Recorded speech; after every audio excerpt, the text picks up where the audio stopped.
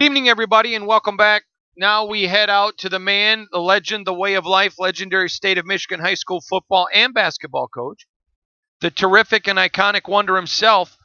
He runs around the northern part of the Lower Peninsula, and everyone just calls him the icon. Deer just come up and lay down in front of his stand, saying, "Are we big enough for you to harvest, master?" Fish jump on his hook unbaited because they want his attention. He's the godfather of Northern Michigan, the great Coach Chuck Grenier. Coach, how are you? That's an amazing intro. Yeah, I wish. So, will you be in the deer stand tomorrow? I sure will. It's going to be a little socky and a little blowy, but you've been waiting all year for it. It's time to go. Go time. All right, Coach, Michigan State comes now. Last week on this show, we talked about the fact that Michigan State, I was not convinced on their offense. They had beaten Northwestern. I stand by that. And I think yesterday, but I think on Saturday we saw from Michigan State exactly kind of what we thought we would see. I was a little bit surprised on the defense. Not a little bit. I was a lot surprised on the defense.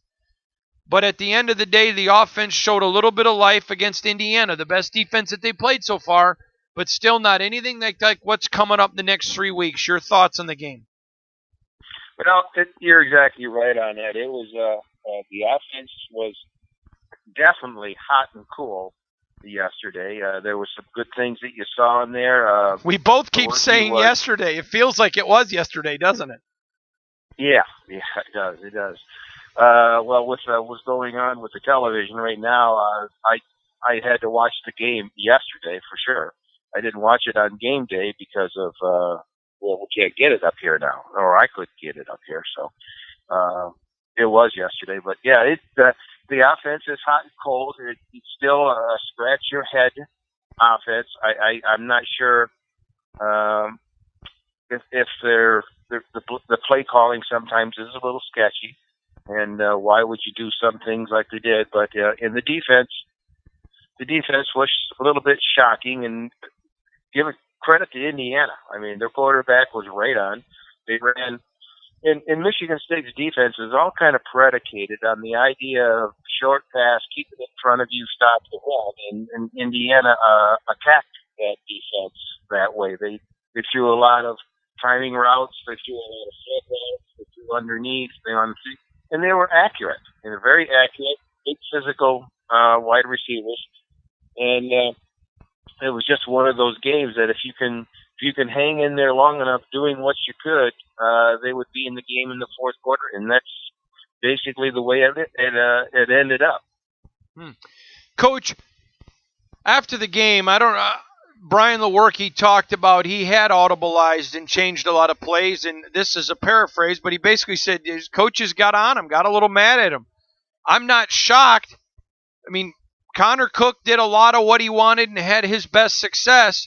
I'm not shocked that when Brian Lewerke, wants to make some of his own audibles and everything else, they get a little mad, but that's when he was at his best.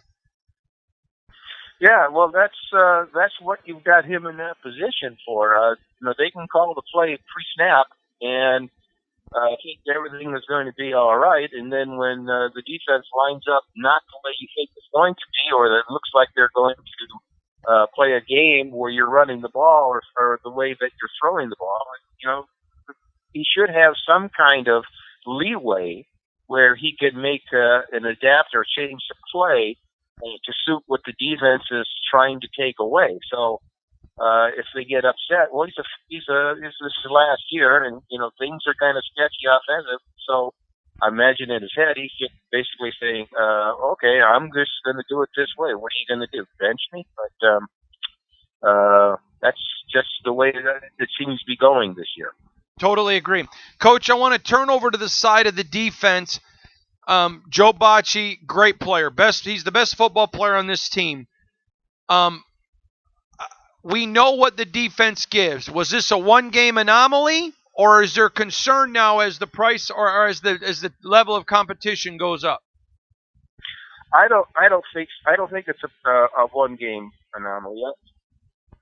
Indiana was able to exploit the defense with what the defense gives you during the course of a game. Right. They're going to play high against the run. They're going to stack it up against the run. They got those two horses on the D line in the front and with Bocce behind them, and so it's just going to be tough sledding to run the ball.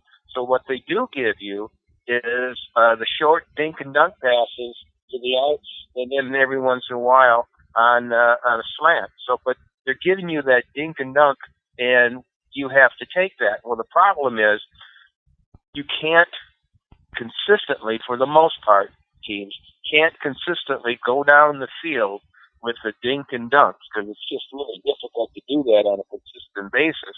But Indiana was able to do that. I thought all year long that the secondary was fine for the most part. 3 out of 4 guys are pretty solid out there. The fourth guy is a good ball player, but that's where they seem to go to pick. The linebacker core is outstanding, in my opinion, just completely outstanding. And the defensive line is outstanding too. So I think it's a situation there where, you know, they came in with a good game plan, they executed the game plan, and they did a good job. So, no, I think the defense is going to be sound. There's going to be days like our place kicker has days where things didn't go well, but sometimes it's just going to be there. And they caught accurate passes and good timing passes. It was just a well-executed offensive game plan.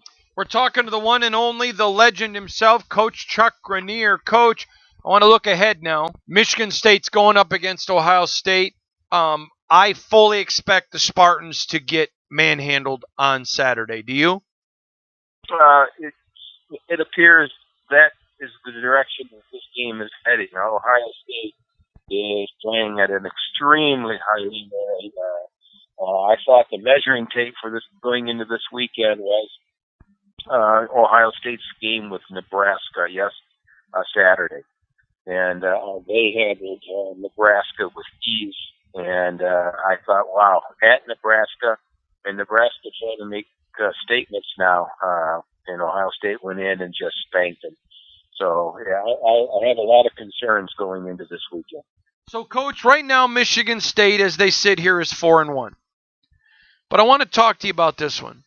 They got Ohio State, and then the best defense that they've played is going to be Wisconsin. Then they have Penn State. There is a very good chance this team is going to be 4-4. Very good. I don't think it's certain because I'm just not sold on James Franklin, but they're 4-4. So here's my question for you. At 4-4, we said before the year this team had to get, not just you. I asked all the media corps at Michigan State. I asked people in the administration. I asked you. I asked everybody. The lowest number of wins anyone said with this defense they had to get to for this to be a successful season is 9. If they lose the next 3 and they're 4-4, does that mean beating Michigan, which is the only way they would probably get to 8-4? Does that mean beating Michigan to salvage the season? I mean, is that the only way D'Antonio's? I mean, even at 8-4 with a win over Michigan, I don't think he salvages the season. But I mean, is that the only way to even make the season palatable? Well, beating Michigan and totally wins anything is going to make everybody Spartan fans a lot happier. But I think you're really on with that one. It just doesn't look good. Now, the Wisconsin game with their defense, I thought that was another yardstick of measuring for this season. And I do have hope for the Wisconsin game because Northwestern played them really well through 3 quarters of football. So there is a possibility that we could sneak one out of Wisconsin. We could sneak one out of Penn State too. So, but the game against Ohio State, I have a lot of dark clouds headed towards that game. But yeah, I agree. I think they've got a better shot at beating Wisconsin or Penn State than they do of beating Ohio State. To me, I just think this is going to be a beatdown. Well, as long as the offense continues to sputter and the defense has to play 3/4 of the game, it's always going to be difficult. And now, Wisconsin, Michigan State always has trouble with teams that they can dunk. Look at the series that we've had with Northwestern for years, and if they get a hot quarterback, it's good receiver core, Michigan State just struggles against a team like that. Agree. But if you're going in there and you're playing lineup ball, just line your people up and bang away, they seem to have a different tone in the game entirely. And with the run-stopping offense that we have, defense that we have, well, we have a run-stopping offense, just sorry, but we have a run-stopping defense. We're in games, but I think with Ohio State, they are so talented, it's going to be a problem. But to get to 8 wins this year, I think that's what they got to hope for right now. There's just playing at Wisconsin, playing at Ohio State, playing at Michigan. It's a tough. If you don't have a good offense, it's a tough road to travel on. Do you think they have a good offense? Yes or no? Michigan State? Yep. No. They're too up and down, and I know that coach said that Lewerke was outstanding on Saturday, and I watched the game and I'm thinking, wow, there's so many plays that if an outstanding quarterback would have made. He was not real active passing wise. He was late. His footwork still was bad. And geez, the one play that the freshman running back had dropped the pass on the rollout. Wow, that was a big time play. And he threw that high and wide again on a running back running away from him. There's things that could be better. There's definitely things to be better. Things were solved, I think, in that game too. I think Cedar is the starting tight end, no doubt. There's no doubt in that one.